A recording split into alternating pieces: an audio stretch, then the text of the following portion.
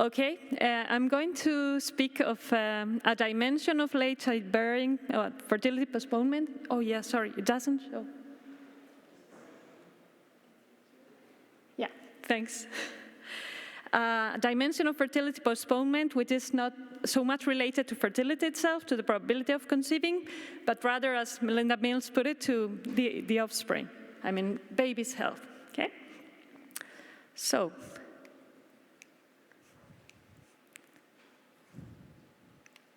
it doesn't.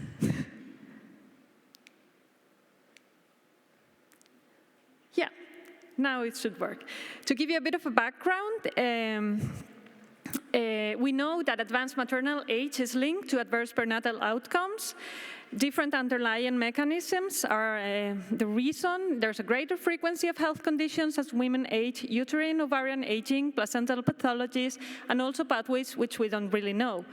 But there are also uncertainties regarding the strength of these associations. For instance, we don't really know to what extent they can be generalized to healthy women, don't really know to what extent they can be generalized to settings with high-quality prenatal monitoring care, and of course, individual socioeconomic resources, which have proven protective in many health-related dimensions and also for children's health, they could also be protective against these negative perinatal outcomes. So the question here is whether maternal education, which is linked to higher resources, could also mitigate the effects of age.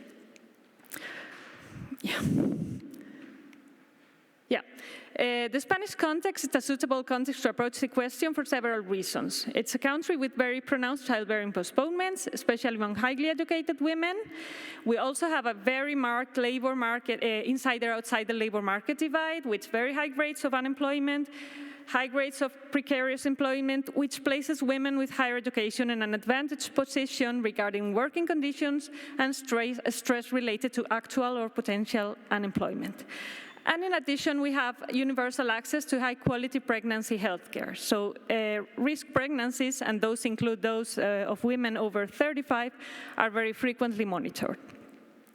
So why focus on maternal education? Well, we do know from early research that it's protective of prenatal health, and especially regarding birth weight.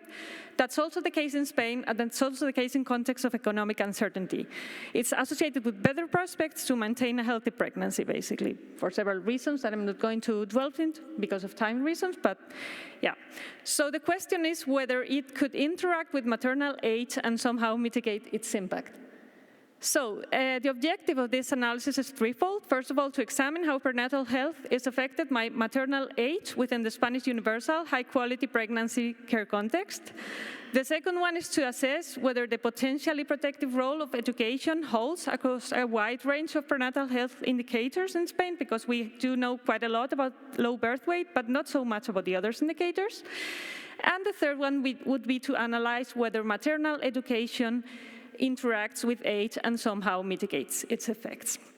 Okay, the data used are the Spanish birth statistics, the universe of live births having taken place in Spain between 2007 and 2021. It's registry data from the Statistical Bulletin of Births. We include babies from born with more than 500 grams and more than 22 weeks of gestation, and mothers aged between 25 and 50, because we want women to have had the opportunity to have completed higher education. The models performed are simple logistic regression models, and as dependent variables, we include a variety of prenatal health indicators: low birth weight, prematurity, both in their moderate version, so to speak, and the more extreme version, very low birth weight and extreme prematurity, post-term births, pathologically high birth weight, stillbirth, and as independent variables, maternal age, maternal education in maternal age in categories, maternal education as university level versus non-university level, and interaction, there's a typo there. It's, of course, interactions between higher education and maternal age indicators, not perinatal health indicators. And as to control variables, adjust for maternal socioeconomic characteristics, marital status, migrant backgrounds, because those are the only ones that I have in the data set, and female fetal sex, because it affects perinatal health in different ways. Then pregnancy and birth-related characteristics that potentially are themselves affected by maternal age, which are multiplicity, parity, prematurity when relevant. Well, I'm going to go quite quickly through the figures because of time reasons, but this is just to illustrate that childbearing is more delayed among the highly educated in Spain. It tends to happen between 30 and 39 years old. And here we can see that low birth weight is affected by age. These are just descriptives, but we can see that there's a fairly steady incremental effect that becomes more drastic from age 40 onwards. And this is so for both university-level educated women and with women, for women with other education. What changes is the baseline. Women with higher education start at a lower baseline. They have better outcomes at any age, but the age effects are already visible there. Okay, this is the same, but for prematurity, moderate prematurity, yeah, well, the other outcomes, and basically the figures are the same for prematurity. Post-term births are not affected in the same way by age, neither is high birth weight, which is not shown here, but yeah, there you go. So if we focus on low birth weight, the results of the logistic regression, I'm not going to go in detail into the figures, but the main results would be that risk increases with age and decreases with higher education. We do not find any interactive education age effects once we adjust for age-dependent variables, parity, multiplicity, and prematurity. Especially parity was important. I have to look into this as to why it was so important, because that, yeah, it took off all the effect. And we find that there are only negligible differences by educational level regarding average marginal effects of age. If we look at very low birth weight, the results are virtually the same, except that we find a small interaction for category 45-50 education. It would seem that it would slightly mitigate the impact of age. If we look at prematurity, basically the same results as for low birth weight.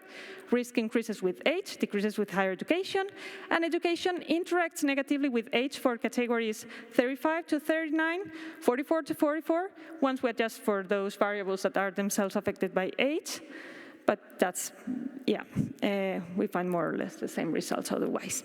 Extreme prematurity, same results, independent protective effect of higher education, the risk increases with age, and here we do not find any significant interactions. For stillbirth, it's the same story, and high birth weight and post-term births are not clearly associated with age, except in the range 40 to 45. The risk of post-term births actually declines with age, and we find, again, the independent protective effect of higher education and no relevant interaction. So let's go to the conclusions quickly. The first one would be that even within a high-quality pregnancy health context, maternal age cumulatively increases several perinatal health risks, regardless of maternal educational level. The second one would be that maternal education has a solid independent protective effect against adverse birth outcomes. This is true for our analyzed indicators and for all degrees of severity. And third, education's protective effects are not themselves powerful enough to also significantly counteract the impact of age over time, even when there are some interactions that are statistically significant. The coefficients, in this case, odds ratios, are minor. What is important to emphasize is that education does lower the baseline probability of complication at all ages, but still the effects of age increases are very similar for women with and without university studies. They take place nonetheless. So that would be the main conclusion. So finally, just to wrap it up, I would say that at best we do find very modest mitigation by maternal education of negative age impact, except for the fact that it does change the baseline. And these findings, I think, call into question this conventional wisdom that you hear, at least in Spain, that delaying pregnancy to reproductively advanced ages does not really entail significant risk if only you're monitored, if only you have sufficient resources. Well, we do find that there is an age effect that is really difficult to override. So to conclude, I would say that some risk may still be low at the individual level. I mean, you can, if you have to make a decision as an individual, the risk might not seem so high, but at the aggregate level, this risk could become consequential in the presence of very widespread and increasing childbearing postponement, which is what we have in Spain. So I leave it here just because of time, so thank you very much.